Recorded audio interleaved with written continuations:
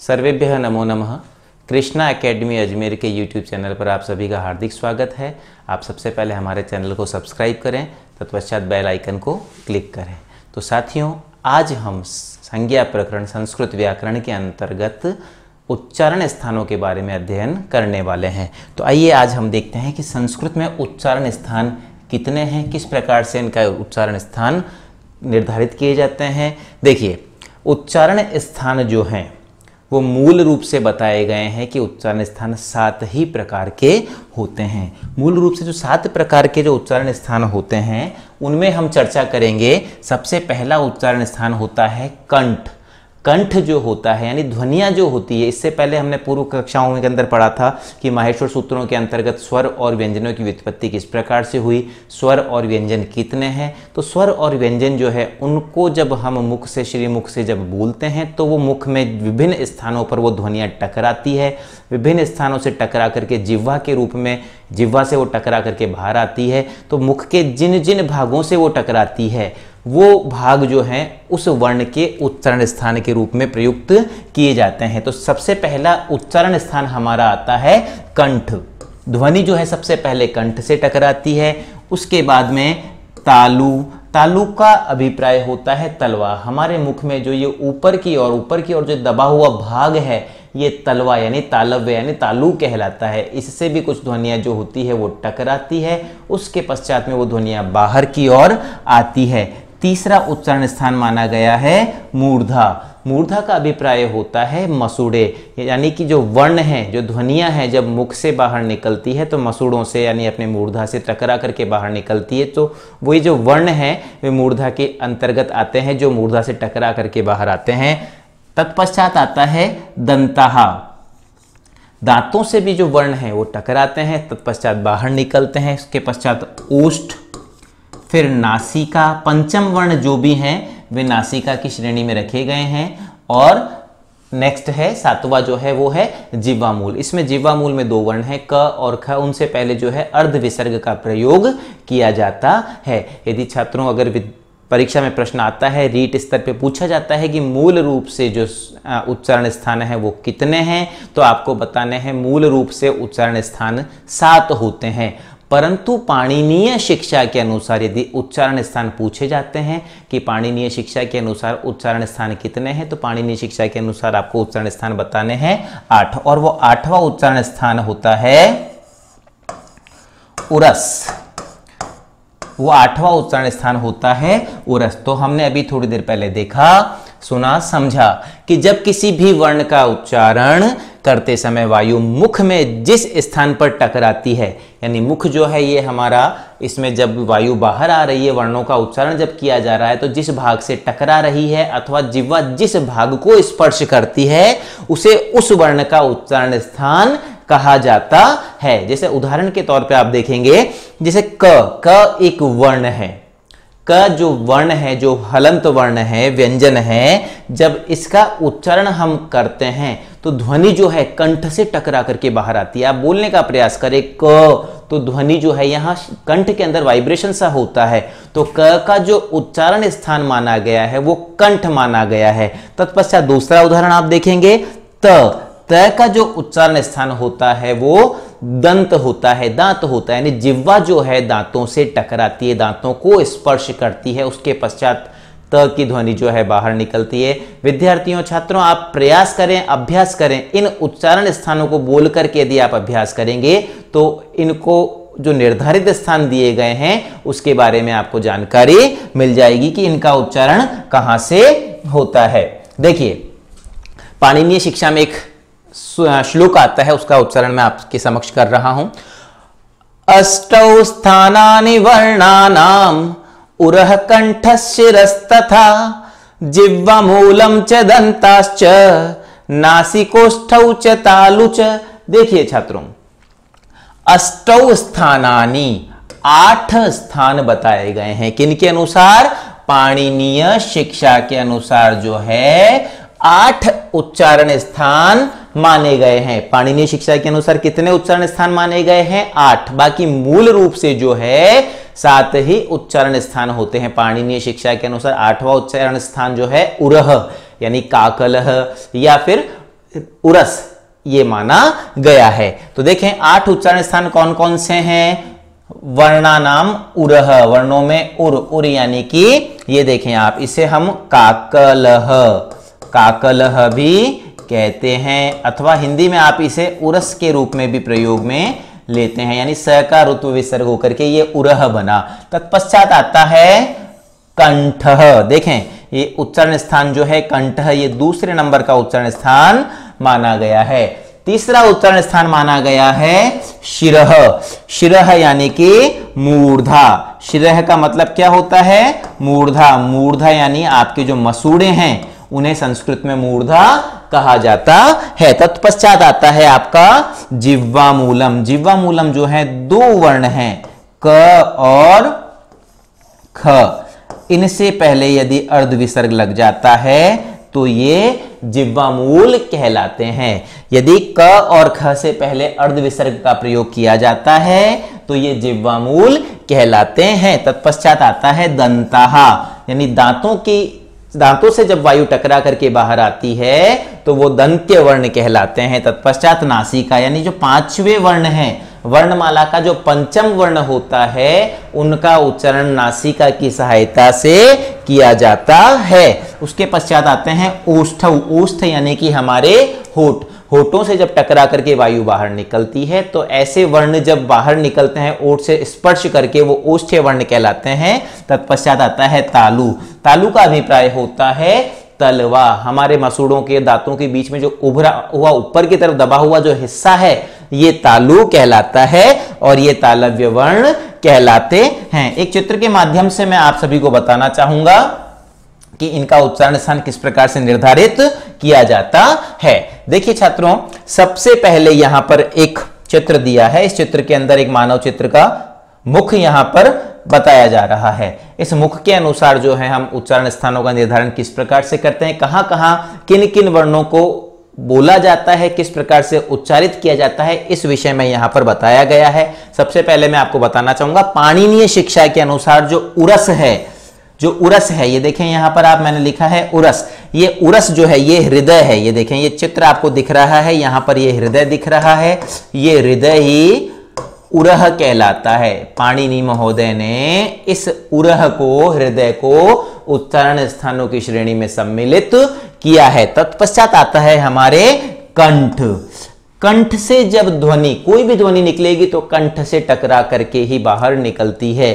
तो जो कुछ वर्ण हैं, कुछ निर्धारित वर्ण हैं जिनका प्रयोग कंठ के द्वारा किया जाता है वो कंठ की श्रेणी में आते हैं। उनका उच्चारण स्थान जो होता है वो कंठे होता है। जिन वर्णों को ओष्ठ की सहायता से बोला जाता है, होठों की सहायता से बोला जाता है, वो ओष्ठ्य वर्ण कहलाते हैं।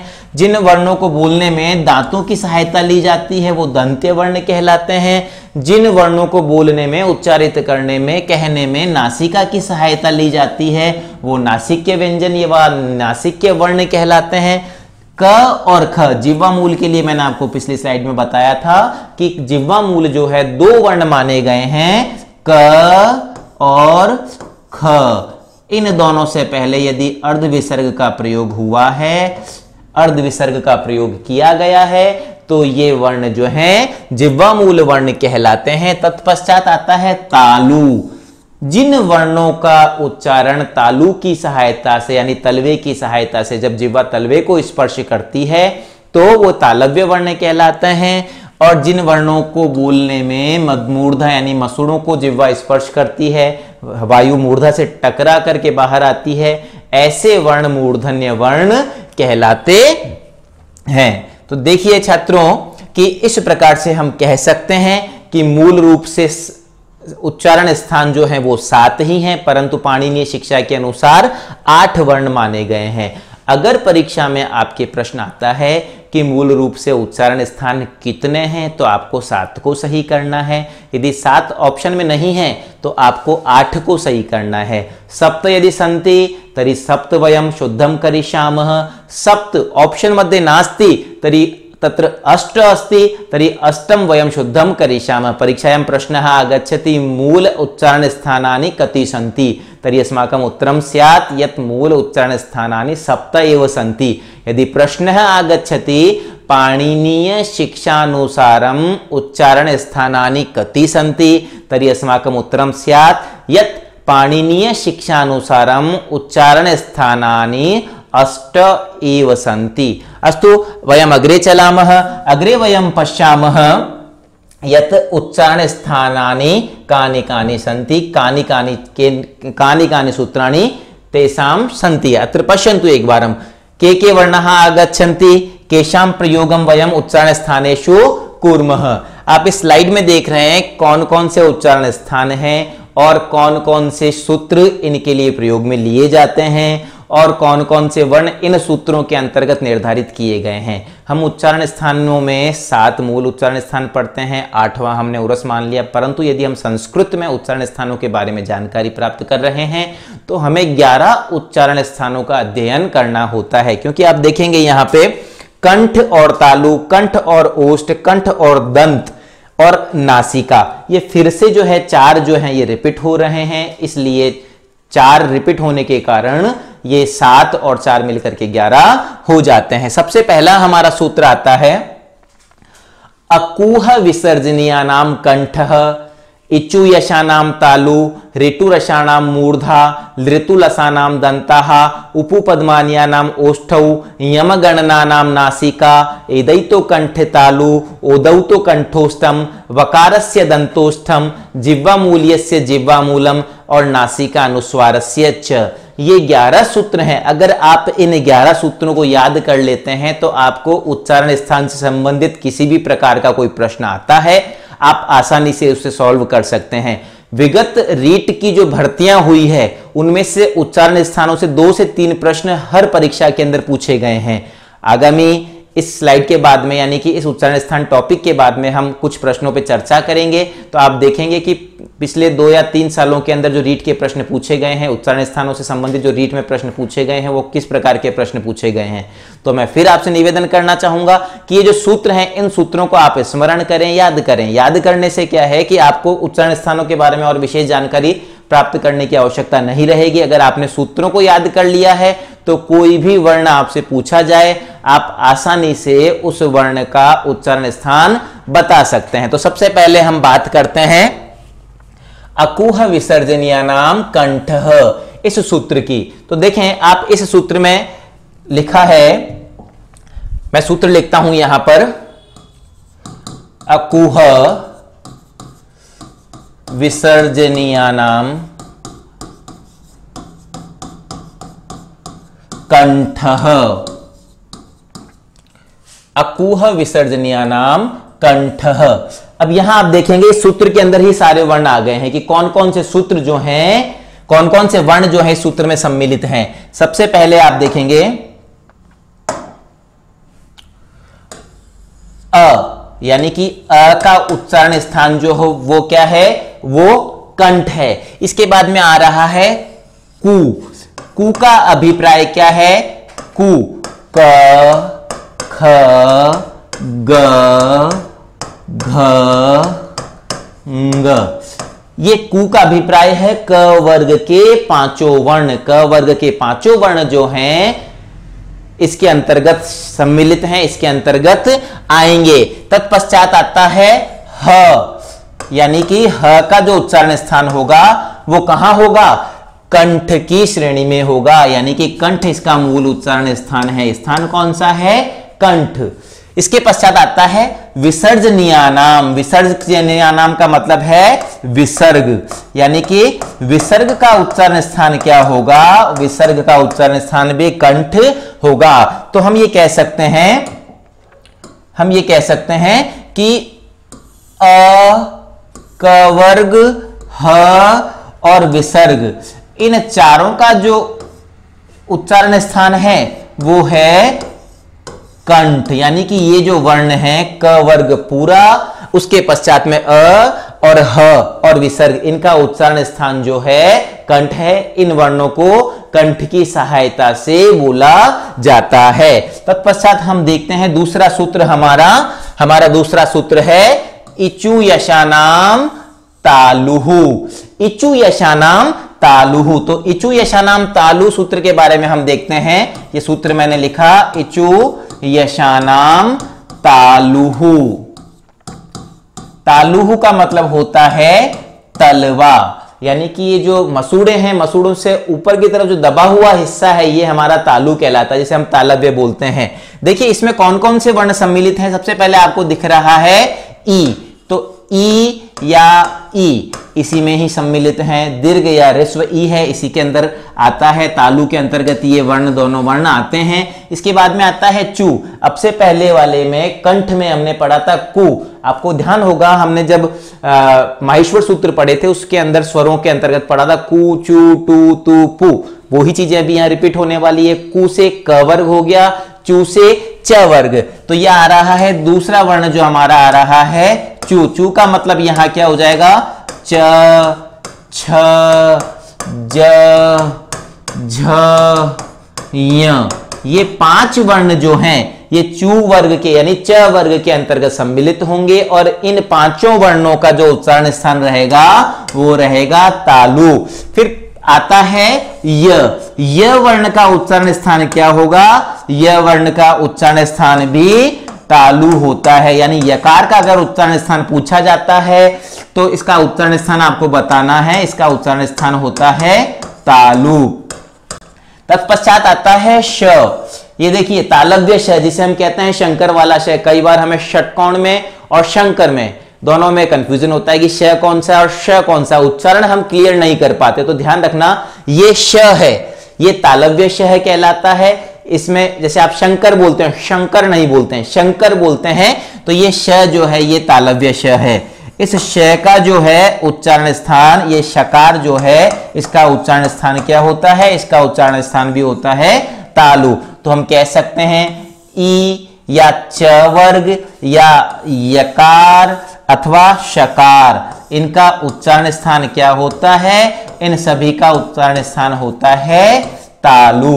ये वर्ण जो हैं तालव्य वर्ण हैं, इन्हें तलवे की सहायता से, तालु की सहायता से, यानी कि हवा जो है मुख में इस तालु भाग से टकरा करके बाहर आती है, इसलिए तालु वर्ण कहलाते हैं। तत्पश्चात हम देखते हैं तीसरा सूत्र हमारा आता है ऋतु रसाणाम मूर्धा।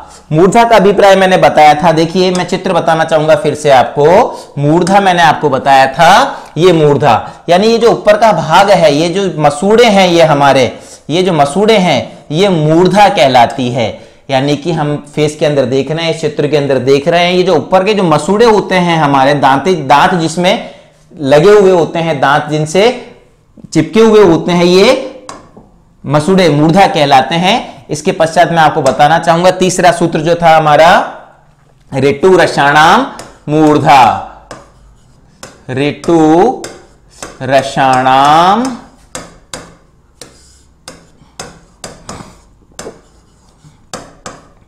मूर्धा, ऋतु रसाणाम मूर्धा। तो इसमें कौन कौन से वर्ण सम्मिलित होते हैं, मूर्धन्य वर्ण कौन कौन से हैं, इसके बारे में मैं आपको बताऊंगा। देखिए सबसे पहला वर्ण है हमारा री, यानी कि रिकार जो है, रिकार जो होता है इसका उच्चारण स्थान जो है वो होता है मूर्धा। यदा परीक्षायां प्रश्नः आगच्छति, परीक्षायां प्रश्नः आगच्छति तदानीं तस्मिन् समये एतादृशमेव प्रश्नम् आगच्छति यत् ऋकारः इत्यस्य उच्चारण स्थानं किं भवति। तत्र प्रश्नः भवति ऋकारः इत्यस्य उच्चारण स्थानं किं भवति। तस्मिन् समये भवन्तः कंफ्यूज मा भवतु, तस्मिन् समये भवन्तः चिन्तयन्तु। यानी ऋकार, इसका अभिप्राय क्या है, री है। परीक्षा में प्रश्न आ गया ऋकार का उच्चारण स्थान क्या होता है। अब आप कहेंगे हमने ऋकार तो हमने कहीं देखा ही नहीं, हमने कहीं पढ़ा ही नहीं। ऋकार का मतलब है री वर्ण, तो री वर्ण का उच्चारण स्थान क्या है, मूर्धा। तत्पश्चात आता है टू। हमने देखा था कु, चू, टू, यानी टू का मतलब क्या है, यहां पर पूरा ट वर्ग, ट, ठ, ड, ढ, ण, यानी कि ये 5 वर्ण जो हैं ट वर्ग के, इन 5 वर्णों का जो उच्चारण स्थान है वो है मूर्धा। उसके पश्चात आता है र, रकार, रकार। एतस्य उच्चारण स्थानमपि किमस्ति, मूर्धा अस्ति। परीक्षायां प्रश्नः गच्छति रकारः इत्यस्य उच्चारण स्थानं किम् अस्ति तर्हि भवताम् उत्तरं स्यात् यत् रकारः इत्यस्य उच्चारण स्थानं किम् अस्ति मूर्धा। आप देखेंगे यदि आपने सूत्रों को याद कर लिया, ज्यादा सूत्र नहीं है, 11 सूत्र है, 11 सूत्रों को आपने याद कर लिया तो उच्चारण स्थान में आपको अधिक जानकारी लेने की आवश्यकता नहीं है। इन्हीं सूत्रों के अंतर्गत वो सारे के सारे वर्ण आ जाते हैं जो कि उनके उच्चारण स्थानों के लिए निर्धारित किए गए हैं। अब आप देखेंगे बाद में आता है श। देखिए ये श जो है ये मूर्धन्य श कहलाता है। इससे पहले जो श आया था वो तालव्य श था, शंकर वाला श था, इसे आप हिंदी में बोलते हैं षटकोण वाला श। आप बोलने की कोशिश करेंगे तो ये जो मूर्धा है, जिह्वा जो है मसूड़े से टच हो रही है, हवा वहां से टकराकर सीटी की तरह बाहर निकल रही है। श, देखिए श, आप आकृति बनाने की कोशिश करेंगे, अगर शुद्ध उच्चारण करेंगे तो आपको आकृति का अपने आप पता चल जाएगा कि श का उच्चारण करते समय जिह्वा जो है मसूड़ों को दोनों ओर से स्पर्श करने का प्रयास करती है। तो हम ये कह सकते हैं कि ये रिकार, टवर्ग, रकार और शकार, इन चारों का जो उच्चारण स्थान होता है वो होता है मूर्धा। मूर्धा यानी मसूड़े। चलिए हम फिर से हमारे सूत्रों की ओर चलते हैं। अगला सूत्र आता है हमारा लृतुलसानाम दंताहा। लृतुलसानाम दंताहा में देखिए यहां पर बताना चाहूंगा मैं आपको, ये लृ क्या है, स्वर है। जब हमने माहेश्वर सूत्र पढ़े थे तो अच प्रत्याहार हमने उसके अंतर्गत पढ़े थे। अगर प्रश्न पूछा जाता है कि अच कति व स्वराहा कति, तो आपको उत्तर देना है अच स्वराहा नव एव संति। तो हमने पढ़े थे स्वर कौन कौन से हैं, अ ई उ री लृ ए ओ ऐ औ। तो ये जो लृ स्वर हमने पढ़ा था 5वें नंबर का जो स्वर था, ये स्वर वो ही है। देखिए 5वें नंबर का जो स्वर था ये स्वर वो ही है। अब हम लिखते हैं इस सूत्र को इस सूत्र को हम लिखते हैं लृतुलसानाम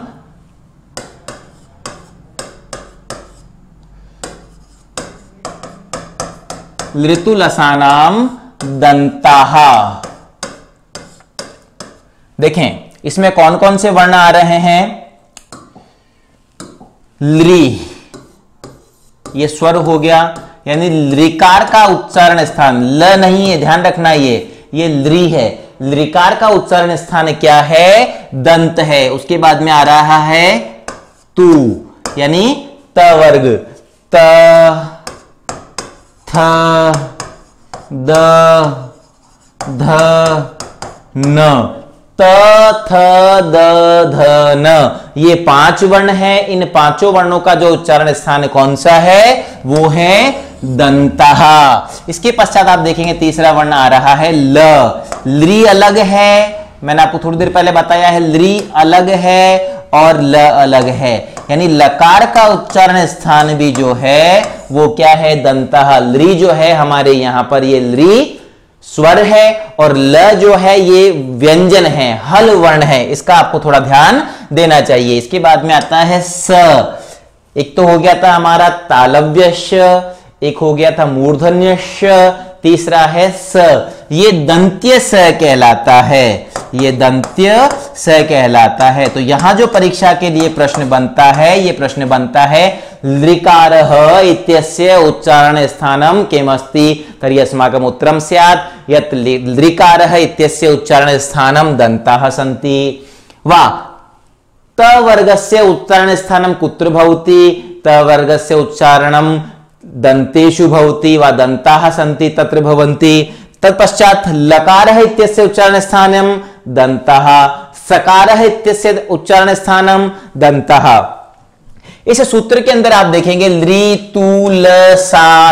दंताः, लृतु त वर्ग ल और स, इनका उच्चारण स्थान क्या होता है, इनका उच्चारण स्थान होता है दंत।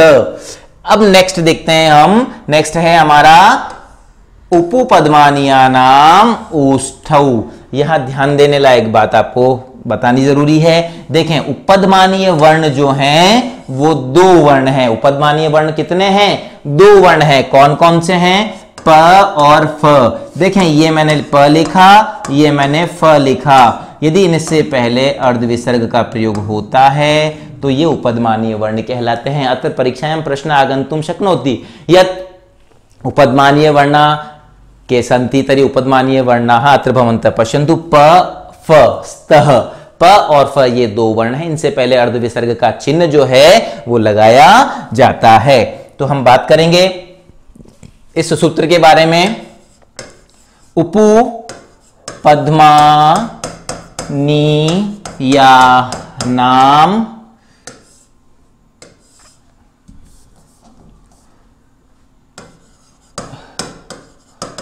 ओष्ठौ, उपपद्मानिया नाम ओष्ठौ। देखें इस सूत्र में हमने देखा है उपपद्मानिया नाम ओष्ठौ। तो वर्ण यहां दिए हैं, एक तो दिया है उ, यहां जो वर्ण है एक दिया है उ, फिर दिया है प वर्ग। ठीक है, तो इसी के बारे में हम अभी बता रहे हैं आपको। देखें ये दिया है यहां पर उ, अभी पिछली स्लाइड में हमने देखा सूत्रों के अनुसार ये है उ, यानी कि उकारः। उकारः इत्यस्य उच्चारण स्थानम किम कुत्र भवति? ओष्ठयो अत्र भवति, ओष्ठेषु भवति। तत्पश्चात् प्रश्नः आगच्छति पु। पु इत्यस्य अभिप्रायः अस्ति प वर्ग, प फ ब भ म। प फ ब भ म ये पांच वर्ण हैं, ये प वर्ग के अंतर्गत आते हैं। इन पांचों वर्णों का जो उच्चारण है ओष्ठौ, दोनों होठों की सहायता से किया जाता है। उसके बाद में आता है आपके उपदमानीय। देखिए उपदमानीय अभी पिछली स्लाइड में मैंने आपको बताया है उपदमानीय। उपदमानीय वर्ण जो हैं वे दो वर्ण हैं। कौन कौन से हैं? थोड़ा बड़ा लिखता हूं मैं, प और फ।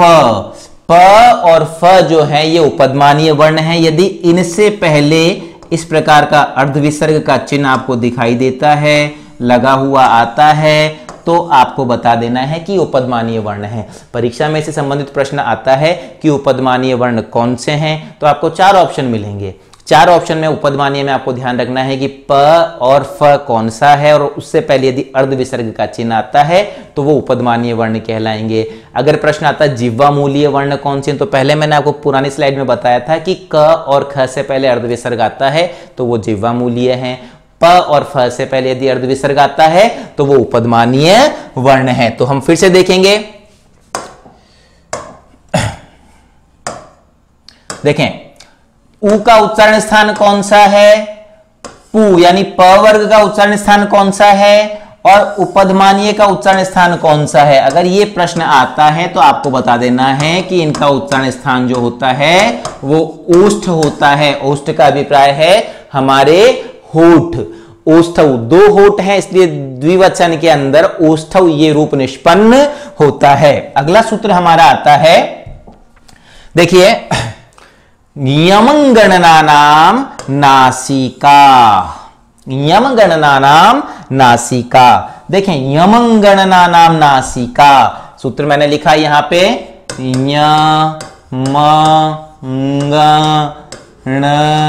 यम गणना नाम नासिका। यम गणना नाम नासिका, ये पांचों वर्ण हैं। देखिए हमने क वर्ग, ख वर्ग, ग क क्षम्यता क वर्ग, च वर्ग, ट वर्ग, त वर्ग और प वर्ग पढ़े हैं। इन पांचों वर्णों में पंचम वर्ण जो आ रहा है क ख ग घ ङ, च छ ज ज ञ, ट ठ ड ढ ण, त थ द ध न, प फ भ ब म।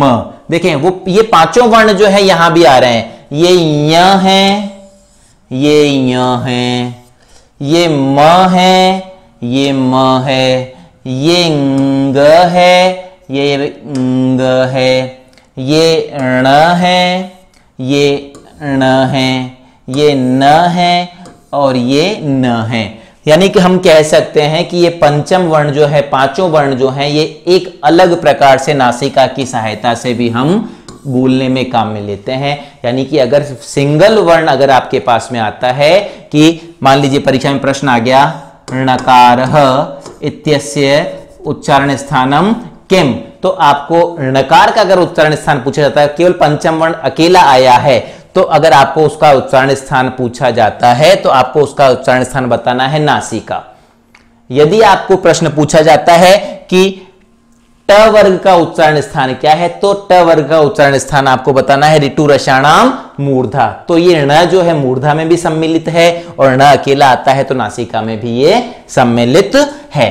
किसी भी पांचवें व्यंजन के बारे में अगर आपसे पूछा जाए, सिंगल वर्ण अगर दिया है तो आपको नासिका बताना है, अगर पंचम वर्ण दिया है, सिंगल वर्ण एकाकी वर्ण है तो आपको नासिका बताना है। और अगर वो अपने वर्ग के साथ में आया है, मान लीजिए पूछ लिया क वर्ग का उच्चारण स्थान क्या है, तो अब हम देखते हैं क वर्ग के अंदर ग भी आता है, क वर्ग में ग भी आता है, तो ग का हम उच्चारण स्थान नासिका नहीं बताएंगे, वो क वर्ग की बात कर रहे हैं, तो क वर्ग का उच्चारण स्थान होता है अकुह विसर्जनीय नाम कंठ, तो कंठ जो है उसका उच्चारण स्थान हो जाता है। तो इस सूत्र के अनुसार हमने देखा ये यमंगण पांचों वर्ण इसके अंदर आ गए हैं। इन पांचों वर्णों का उच्चारण स्थान क्या होता है, नासिका होता है। देखिए अगला सूत्र हमारा आता है, अगला सूत्र है हमारा एदैतो कंठ तालु, एदैतो कंठ तालु। देखिए एदैतो कंठ तालु में दो वर्ण हमारे यहां पर हैं, दो वर्ण है हमारे ए और आई। सूत्र लिखता हूं मैं, एदैतो हो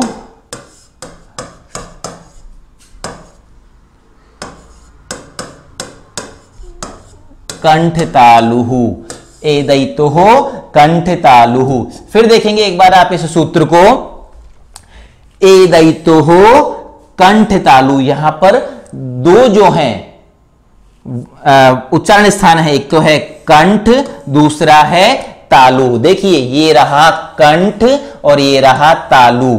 अब ये ए और ऐ इसके दो स्वर हैं।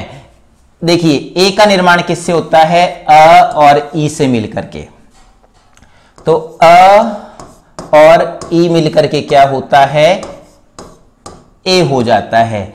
अ और ई मिलकर के क्या हो जाता है, ए हो जाता है। तो अ का उच्चारण स्थान क्या है, कंठ, और ई का उच्चारण स्थान क्या है, यहां देखें ई का जो उच्चारण स्थान है वो है तालु, कंठ और तालु। तो कंठ और तालु मिलकर के किसकी रचना कर रहे हैं, ए की रचना कर रहे हैं। फिर देखें इस सूत्र को,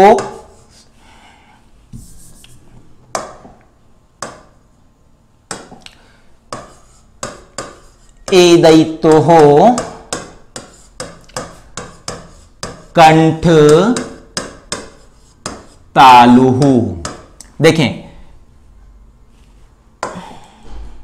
ए और ऐ का जो उच्चारण स्थान होता है ये होता है कंठ और तालु। कंठ तालु अपने आप में ये एक ही है, सूत्र के अनुसार अपने आप में ये एक ही उच्चारण स्थान है। परीक्षा में प्रश्न आता है एकारस्य उच्चारण स्थानम किमस्ति, तर्हि भवताम उत्तरम तत्र स्यात् यत् एकारस्य उच्चारण स्थानम कंठ तालु अस्ति। अब ये कंठ और तालु ये कैसे है, देखें अ और ई मिलकर के क्या बनता है, ए बनता है। तो अ का उच्चारण स्थान होता है कंठ और ई का उच्चारण स्थान होता है तालु।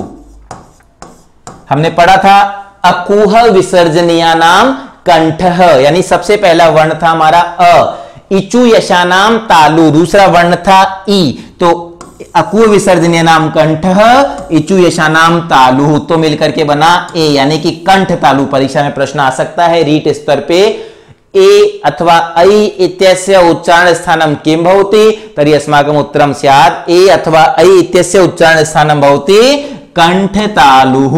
अस्तु, अस्माकम् अग्रिमः सूत्रः अस्ति, अस्माकम् अग्रिमः सूत्रः अस्ति यत्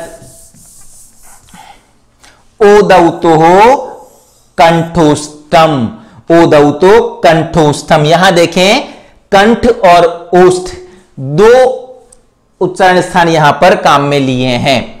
देखें अ और उ, अ और उ मिलकर के क्या बनता है, अ और उ मिलकर के क्या बनता है, ओ बनता है। अ और उ मिलकर के क्या बनता है, ओ बनता है। तो अ का उच्चारण स्थान क्या है, कंठ। अ का उच्चारण स्थान क्या हो गया, कंठ। और उ का उच्चारण स्थान जो हो गया है वो हो गया है ओष्ठ। ये देखें कंठ और ओष्ठ, तो ये इसका उच्चारण स्थान हो गया औष्ठ, ओष्ठ। तो मिलकर के बनता है कंठौष्ठ। तो हम कह सकते हैं कि कंठौष्ठ जो है दो वर्ण हैं, ओ और औ, इनका उच्चारण स्थान जो होता है कंठोष्ठ होता है ओ और औ का। इसे हम देखते हैं ओदौतोः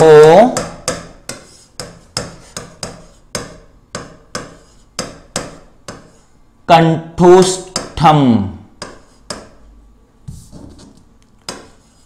ओदौतोः कंठोष्ठम। देखिए अ और उ, फिर से बता रहा हूं मैं आप सभी को, देखिए ध्यान से। अ और उ, अ का उच्चारण स्थान क्या होता है, कंठ। और उ का उच्चारण स्थान क्या होता है, ओष्ठ। तो अ और उ मिलकर के ओ की रचना कर देते हैं, तो ये बना हमारा कंठौष्ठ। परीक्षा में प्रश्न पूछा जा सकता है ओ अथवा औ इत्यस्य उच्चारण स्थानम किं भवति, तर्हि अस्माकम् उत्तरं स्यात् यत् ओ और औ इत्यस्य उच्चारण स्थानम भवति कंठोष्ठम। अग्रिमः सूत्रः अस्ति अस्माकं, भवन्तः पश्यन्तु एक बार। हम अगला सूत्र है हमारा,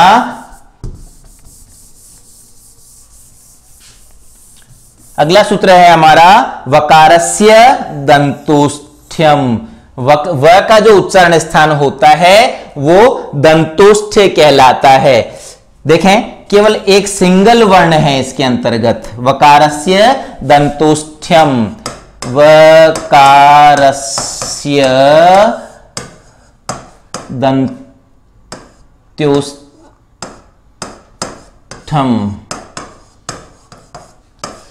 केवल व वर्ण जो है इसका उच्चारण स्थान जो है वो दंतोष्ठ कहलाता है। देखिए आप सूत्र के अनुसार वकारस्य दंतोष्ठम, वकार का जो उच्चारण स्थान होता है वो दांत और ओष्ठ दंतोष्ठ की सहायता से किया जाता है। इसके पश्चात आता है जिह्वामूल्यस्य जिह्वामूलम। जिह्वामूल्य से जिह्वामूलम, मैंने थोड़ी देर पहले आपको बताया था उपदमानीय वर्ण कौन से हैं और जिह्वामूलीय वर्ण कौन से हैं। यहां थोड़ा सा परीक्षा में आप कंफ्यूज हो सकते हैं, इसलिए याद रखने के लिए आपको ध्यान रखना पड़ेगा।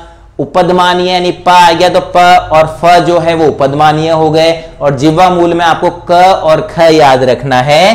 तो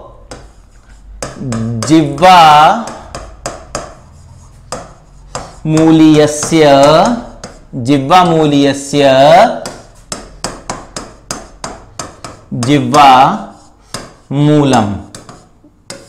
तो दो वर्ण हैं क और ख। यदि इनसे पहले अर्ध विसर्ग का प्रयोग किया जाए तो आपको बता देना है कि ये जिह्वामूलीय वर्ण है। अगर ये अर्ध विसर्ग नहीं आते हैं, अगर ये इन अर्ध विसर्गों का प्रयोग नहीं होता है, तो क और ख का अगर उच्चारण स्थान पूछा जाए तो ये कंठ की कैटेगरी में आएंगे, कंठ के उच्चारण स्थानों के रूप में इनका प्रयोग किया जाएगा। जैसे हमने सूत्र में पढ़ा है अकुह विसर्जनीयानाम कंठः। चलिए हम आगे देखते हैं कि हमारा जो अगला सूत्र है वो है नासिका अनुस्वारस्य च।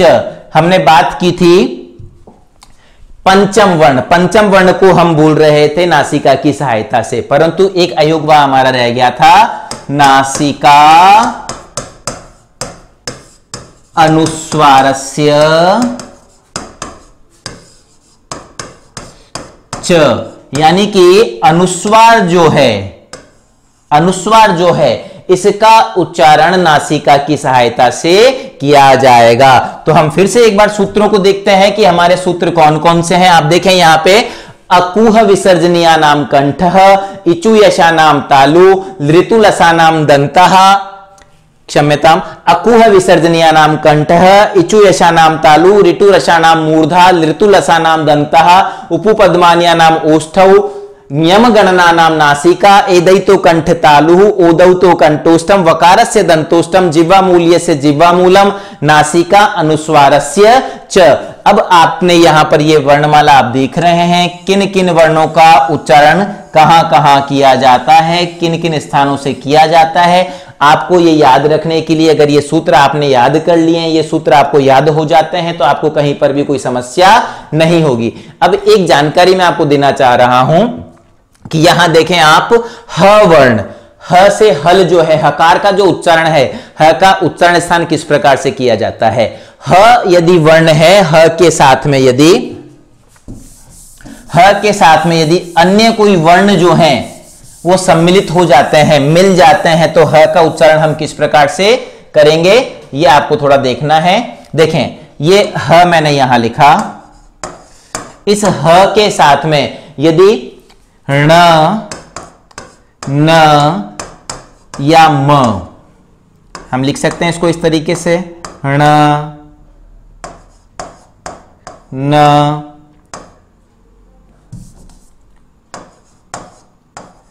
म, ण, न, म अगर मिल जाते हैं, या फिर इस ह के साथ में आपके अंतस्थ वर्ण हैं, ये मैंने ह लिखा है, अगर इस ह वर्ण के साथ में आपके अंतस्थ वर्ण हैं, अगर वो जुड़ जाते हैं, कौन कौन से, य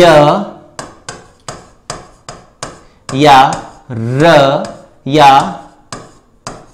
ल, य र या ल जुड़ जाता है, तो इनका उच्चारण स्थान जो है अकुह विसर्जनीय नाम कंठ, कंठ ना हो करके इनका उच्चारण स्थान जो हो जाएगा उरस हो जाएगा, उरह हो जाएगा। फिर से समझना इस बात को, यदि ह वर्ण के साथ में पंचम वर्ण में से ण, न, म जुड़ जाता है, या अंतस्थ वर्णों में य, र या ल जुड़ जाता है, तो इस ह का जो उच्चारण स्थान कंठ न होकर के इसका उच्चारण स्थान क्या हो जाएगा, उरस हो जाएगा, यानी काकल हो जाएगा। यदि ह अकेला है तो ह का उच्चारण स्थान कंठ ही रहेगा।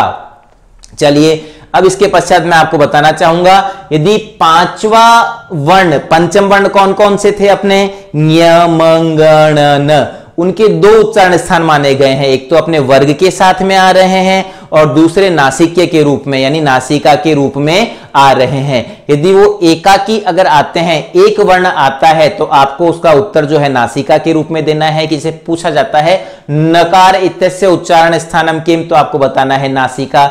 और अगर वर्ग के साथ में आता है त वर्ग, त, थ, द, ध, न, इसका उच्चारण स्थान क्या है, तो आपको बताना है ऋतु लसानाम दंता, तो त का जो हो जाएगा वो दंत हो जाएगा। यह आपको ध्यान देना है। पाणिनि शिक्षा के अनुसार एक सूत्र है, मैं लिख रहा हूं यहां पे, अयोगवाह विज्ञेया, अयोगवाह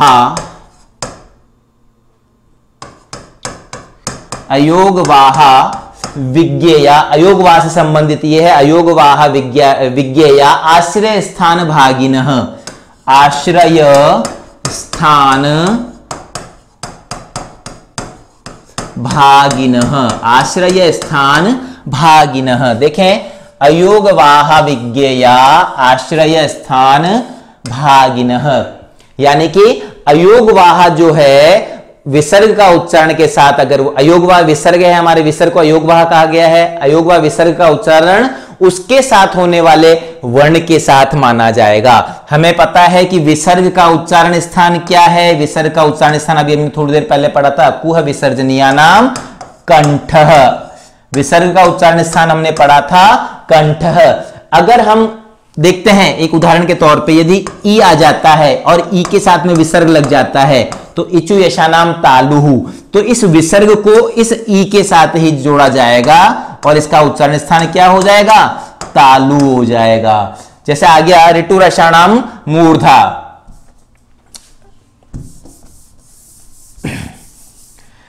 तो मैंने जैसे ट के साथ में विसर्ग आ गया, तो ये विसर्ग जो है कंठ के रूप में ना प्रयुक्त होकर के ऋतु रसाणाम मूर्धा, ये मूर्धा कहलाएगा, मूर्धा के साथ में इसका उच्चारण किया जाएगा। तो ये बात आपको यहां ध्यान रखनी है उच्चारण स्थानों के साथ में। चलिए अब मैं आपको बताना चाहूंगा मूल रूप से उच्चारण स्थान कितने हो गए। मूल रूप से हमने पढ़ लिए उच्चारण स्थान 7 हो गए, 1 2 3 4 5 6 और ये 7, परंतु 7 ऑप्शन में नहीं है, 8 ऑप्शन में है, तो आप 8 को सही करेंगे क्योंकि 8वां उच्चारण स्थान कौन सा माना गया है, उरस माना गया है। किसके अनुसार माना गया है, पाणिनीय शिक्षा के अनुसार माना गया है। ये श्लोक हमें ये बताता है, देखिए श्लोक जो है ये हमें बता रहा है इस जगह, अष्टौ स्थानानि वर्णानाम उरः कंठः शिरस्तथा जिह्वामूलं च दन्ताश्च नासिकोष्ठौ च तालु च। इस श्लोक के अनुसार जो है 8 उच्चारण स्थान माने गए हैं पाणिनीय शिक्षा के। तो हमारा जो ये उच्चारण स्थान है इससे संबंधित जो टॉपिक है ये यहां पूर्ण होता है। आप इसके जो सूत्र हैं उन सूत्रों को स्मरण करें, सूत्रों की सहायता से आप परीक्षा में किसी भी प्रकार का प्रश्न आए आप आसानी से हल कर सकते हैं। तो मैं आपको इससे संबंधित कुछ प्रश्न जो है मैं यहां पूछ रहा हूं, आपको उनका सही उत्तर ढूंढना है, खोजना है, बताना है। हालांकि मैं इसी वीडियो में आपको इनका उत्तर बताने वाला हूं। मम प्रश्न अस्ति, सर्वप्रथम प्रश्न प वर्णस्य उच्चारण स्थानम किम अस्ति। तो सूत्र आपको अगर याद है, प वर्ण का उच्चारण स्थान क्या है, यह प्रश्न पूछा जा चुका है। यह प्रश्न कब पूछा जा चुका है, रीट 2018 का लेवल 1 का जो प्रश्न पत्र था उसमें यह प्रश्न आया था, प वर्ण का उच्चारण स्थान क्या है। तो प वर्ण, अब प आते ही आपको सूत्र याद आ जाना चाहिए, उपु पद्मानिया नाम ओष्ठौ, तो कंठ नहीं आता क्योंकि कंठ में है, अकुह विसर्जनीय नाम कंठ, इचु यशा नाम तालु, तालु भी नहीं है, उपु पद्मानिया नाम ओष्ठौ, तो यानी कि हमारा जो उत्तर होगा वो होगा ओष्ठ। हमारा सही उत्तर क्या है, हमारा सही उत्तर होगा ओष्ठ, यानी ओष्ठ जो है हमारा सही उत्तर है। यानी प वर्ण का उच्चारण स्थान क्या होगा, प वर्ण का उच्चारण स्थान होगा ओष्ठ। दूसरा प्रश्न है हमारा, मूर्धा स्थानीय वर्ण वर्तते। ये प्रश्न भी आपकी परीक्षा में पूछा जा चुका है, रीट स्तर पे ये प्रश्न 2018 में लेवल 1 के अंदर पूछा गया है कि मूर्धा स्थानीय वर्ण कस्य, यानी मूर्धन्य वर्ण कौन सा है। तो मूर्धा का आपको सूत्र याद होना चाहिए। क्या सूत्र है मूर्धा का, ऋतु रसाणाम मूर्धा। तो पहला ही ऑप्शन है री वर्ण, पवर्ण नहीं है, अवर्ण नहीं है, सवर्ण नहीं है, क्या है री, यानी रिकार जो है, री वर्ण जो है वो मूर्धन्य वर्ण है। यह प्रश्न पूछा जा चुका है। ऐसे ही सामान्य प्रश्न, बहुत सरल से सरल प्रश्न जो है रीट स्तर में पूछे जाते हैं। तीसरा प्रश्न आप यहां देखें, च इति वर्णस्य उच्चारण स्थानम किम, च वर्ण का उच्चारण स्थान क्या है, यह प्रश्न भी पूछा जा चुका है। यह प्रश्न रीट 2018 में लेवल 2 में पूछा गया है कि च वर्ण का उच्चारण स्थान क्या होगा। तो हमारा सूत्र है इचु यशानाम तालुहु। देखिए कंठ नहीं है, दंत नहीं है, जिह्वामूल 2 ही वर्ण है, क और ख तो हो ही नहीं सकते। सूत्र है हमारा इचु यशानाम तालुहु। तो तालु जो है, तालव्य जो है, च वर्ण जो है वो तालव्य यानी च वर्ग के अंतर्गत पहला ही वर्ण आता है च, ये तालु इसका उच्चारण स्थान होता है। तो इस प्रकार से ये 3 प्रश्न जो हैं आपके रीट के अंदर पूछे गए हैं। बहुत सरल स्तर के ये प्रश्न हैं। तो उच्चारण स्थानों से संबंधित प्रश्न सरल स्तर के आते हैं, आप सूत्र याद कर लेते हैं, आपको कहीं समस्या नहीं आने वाली है। अगला देखें हम प्रश्न, हमारा अगला प्रश्न है यकारस्य उच्चारण स्थानम किम, यकार का उच्चारण स्थान क्या है, यह प्रश्न आया हुआ है। देखिए यहां लिखा है यकारस्य, य वर्ण है, कारस्य यानी यकार का, य वर्ण का, यकारस्य उच्चारण स्थानम किम, यकार का उच्चारण स्थान क्या है। सूत्र आपको याद होना चाहिए, इचु यशानाम तालु, यानी कि इचु यशानाम तालुहु। तो पहला ही हमारा जो उत्तर है वो सही है, क ऑप्शन सही है क्योंकि कंठोष्ठ नहीं है, ओष्ठ नहीं है, मूर्धा नहीं है। ये प्रश्न आपके पूछा जा चुका है रीट 2018 में लेवल 1 के अंदर ये प्रश्न पूछा जा चुका है कि यकार का उच्चारण स्थान क्या होता है। तो यकार का उच्चारण स्थान होता है इचु यशानाम तालु के अनुसार तालु इसका सही उत्तर है। तत्पश्चात प्रश्न है कति उच्चारण स्थानानि। अब देखिए यहां थोड़ा सा आपको कंफ्यूजन हो सकता है कि कितने उच्चारण स्थान होते हैं। तो उच्चारण स्थान दो प्रकार से हैं। पाणिनीय शिक्षा के अनुसार कितने बताए? 8। और सामूल रूप से उच्चारण स्थान कितने होते हैं? 7। यदि 7 और 8 दोनों ही ऑप्शन में मिलते हैं तो आपको 7 को सही करना है। यदि 7 ऑप्शन में नहीं है तो आपको 8 को सही करना है। यहां आप देखेंगे 8, 10, 11, 16 तो कितने हैं? 8। तो ये 8 सही है। 11 हम नहीं करेंगे। 11 इसलिए नहीं करेंगे क्योंकि वो एक के साथ में जैसे कंठ तालु, कंठोष्ठ, दंतोष्ठ इस प्रकार से वो बढ़ जाता है। नासिका भी जो रिपीट हो रहा है एक पंचम वर्ण के रूप में आ रहा है और एक नासिका अनुस्वार से इस रूप में आ रहा है। तो नासिका जो है वो वहां डबल काउंट होता है, इसलिए इसकी संख्या कितनी रह जाती है? मूल रूप से 7 रह जाती है। लेकिन 7 यदि ऑप्शन में नहीं है तो आप 8 को सही करेंगे। 7 और 8 दोनों ही ऑप्शन में आता है तो आप 7 को सही करेंगे। तत्पश्चात प्रश्न आता है द्विस्थानीय वर्ण कह। 2 स्थानों का वाला वर्ण कौन सा है? यानी कि ऐसा वर्ण जिनका 2 स्थानों पर प्रयोग किया जाता है। देखिए एदैतो कंठ तालु, कंठ और तालु दोनों जगह होता है तो ये उत्तर हमारा सही है। ओदैतो कंठोष्ठम, यहां कंठ और ओष्ठ दोनों का प्रयोग हो रहा है तो हमारा ये उत्तर भी सही है। वकार से दंतोष्ठम, वकार का दंत और ओष्ठ 2 है तो ये भी सही है। यानी ये तीनों ही ऑप्शन हमारे सही है। तो हमारा सही ऑप्शन कौन सा हो जाएगा? सर्वे। चौथा ऑप्शन जो है हमारा सही हो जाएगा। तो इसके बाद में हमारा 7वां प्रश्न आता है पफयोः उच्चारण स्थानम किम। प और फ इसका उच्चारण स्थान क्या है? हमने पढ़ा था प और फ के साथ में अगर अर्ध विसर्ग आता है तो प और फ का जो उच्चारण स्थान होगा वो उपपदमानीय हो जाएगा। लेकिन यहाँ पे प और फ के साथ में अर्ध विसर्ग नहीं है तो हम उपपदमानीय नाम ओष्ठौ इस सूत्र के द्वारा याद करेंगे तो हमें ध्यान आ जाएगा प और फ का उच्चारण स्थान क्या होगा? ओष्ठ होगा। क्योंकि प फ नासिक नहीं है, पंचम वर्ण नहीं है। ऋतु लसानाम दंतः ल और त वर्ग में नहीं आता तो ये भी नहीं है। जिह्वामूल, जिह्वामूल 2 ही वर्ण है क और ख। फिर आता है सूत्र अपना उपपदमानीय नाम ओष्ठो उ और प वर्ग। तो प वर्ग में प और फ दोनों ही आते हैं तो प और फ का उच्चारण स्थान क्या हो जाएगा? ओष्ठ हो जाएगा। अगला प्रश्न हमारा आता है अनुस्वारस्य उच्चारण स्थानम किम। हमने जो 11 सूत्र पढ़े हैं इन 11 सूत्रों में अंतिम सूत्र जो था हमारा वो ही था नासिका अनुस्वारस्य च। पंचम वर्ण यानी 5 वर्णों के अलावा यम गणना नाम नासिका, इन 5 वर्णों के अलावा जो अनुस्वार है इसका उच्चारण स्थान भी क्या है?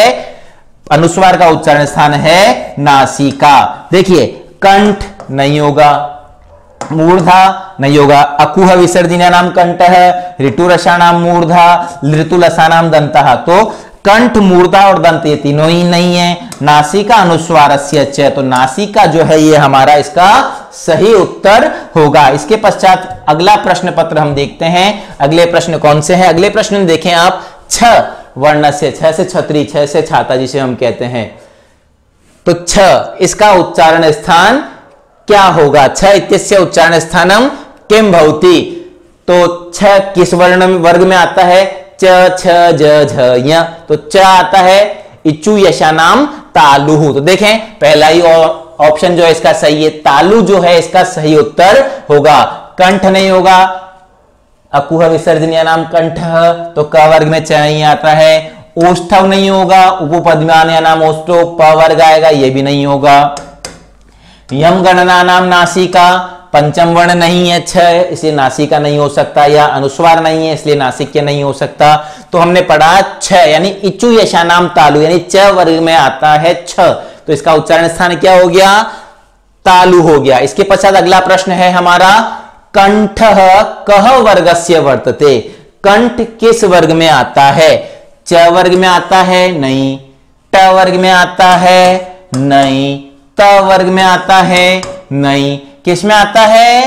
क वर्ग में आता है। अकुह विसर्जनीय नाम कंठ है, हम बात कर रहे हैं कंठ की, तो कंठ किस में आता है? अकुह विसर्जनीय नाम कंठ। त वर्ग ऋतु लसानाम दंता उसमें जाएगा, ट वर्ग ऋतु रसानाम मूर्धा में जाएगा, और च वर्ग इचु यशानाम तालु में चला जाएगा। तो हम कह सकते हैं कंठ जो है क वर्ग के अंतर्गत आता है। इस प्रकार के प्रश्न परीक्षा में घुमा फिरा करके पूछे जाएं तो आप कंफ्यूज ना होवें कि कंठ कहां आएगा। कंठ यानी कि अ, क वर्ग, ह और विसर्ग, इन सभी का उच्चारण स्थान जो होगा वो कंठ ही होगा। अगला प्रश्न है हमारा, विसर्गस्य उच्चारणम कुत्र भवति। विसर्ग का उच्चारण कहां होता है, विसर्ग का उच्चारण कहां होता है। तो हमें ध्यान है कि विसर्ग का उच्चारण कहां होता है, अकुह विसर्जनीय नाम कंठः। दांत में होता है क्या, नहीं होता। मूर्धा में होता है, नहीं होता। सभी जगह हो सकता है, नहीं होता, केवल होगा कंठ में। यानी कि सही उत्तर क्या है इसका, विसर्ग का उच्चारण स्थान कंठ में होगा। परंतु ध्यान रखना, यदि मैंने आपको थोड़ी देर पहले बताया था ई के साथ में विसर्ग लगा हुआ आ गया और पूछा जाए कि इसका उच्चारण स्थान बताइए, तो ई का उच्चारण स्थान जो होगा वो ही विसर्ग का होगा। विसर्ग को हम अलग से नहीं बताएंगे क्योंकि ई वर्ण के साथ में विसर्ग जुड़ा हुआ है। तो ई का उच्चारण स्थान क्या होता है, तालु होता है। इस ई का उच्चारण स्थान क्या है, तालु। तो हम ये नहीं कहेंगे कि इस विसर्ग का तो जो है वो कंठ है और ई का तालु है, ऐसा नहीं होगा। अगर पृथक रूप से, स्वतंत्र रूप से पूछा जाए कि विसर्ग का उच्चारण स्थान क्या होता है, तो हम कहेंगे विसर्ग का उच्चारण स्थान कंठ होता है। परंतु केवल स्वतंत्र रूप से ई का पूछा जाए तो हम बताएंगे तालु, और ई के साथ में अगर विसर्ग लगा दिया जाता है तो भी हम तालु ही बताएंगे। तो हमारा सही उत्तर क्या हो गया, यहाँ पे कंठ का विसर्ग का उच्चारण स्थान हो गया कंठ। इसके बाद अगला प्रश्न आता है हमारा कि क और ख दोनों से पहले अर्ध विसर्ग लगा हुआ है। अर्ध विसर्ग वाले जो दो ही सूत्र हमारे थे, उपपद्मानीय नामोष्ठ और जीवामूल्य से जीवामूलम।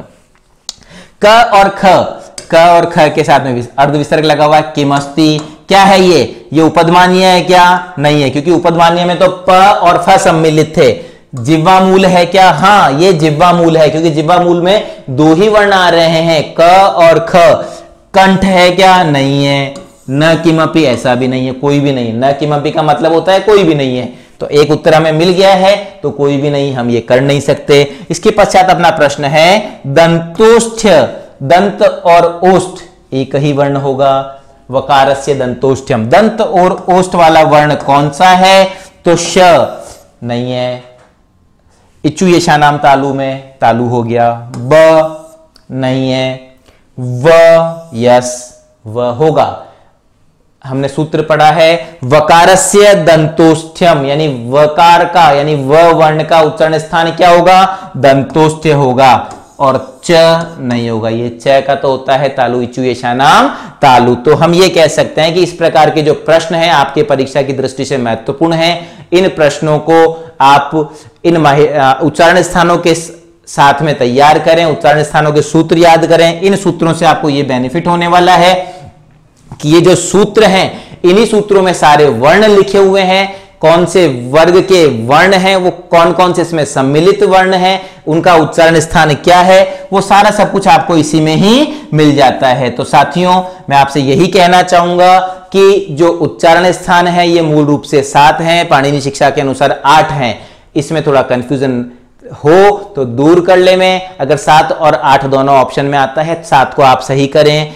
और मैं आपसे अब ये कहना चाहूंगा, इस व्याकरण का जो द्वितीय पार्ट जो हमारा था, सबसे पहले हमने प्रत्याहारों के बारे में और माहेश्वर सूत्रों के बारे में चर्चा करी थी, और आज जो है हमने उच्चारण स्थानों के बारे में चर्चा की है। तो उच्चारण स्थानों के विषय में जो भी आपके प्रश्न थे वो प्रश्न आपने देखे, उनके उत्तर जो थे वो उत्तर आपने देखे। अगर कोई समस्या है, कहीं कोई दिक्कत आती है, तो आप हमारा कृष्णा एकेडमी यूट्यूब चैनल पे आप हमें प्रश्न छोड़ सकते हैं, प्रश्न लिख करके भेज सकते हैं, उसका आपको समाधान, उचित समाधान आपको किया जाएगा। जल्द ही मिलेंगे नए टॉपिक के साथ में, नई नीति के साथ में। तब तक के लिए नमो नमः, पुनर्मिलामः।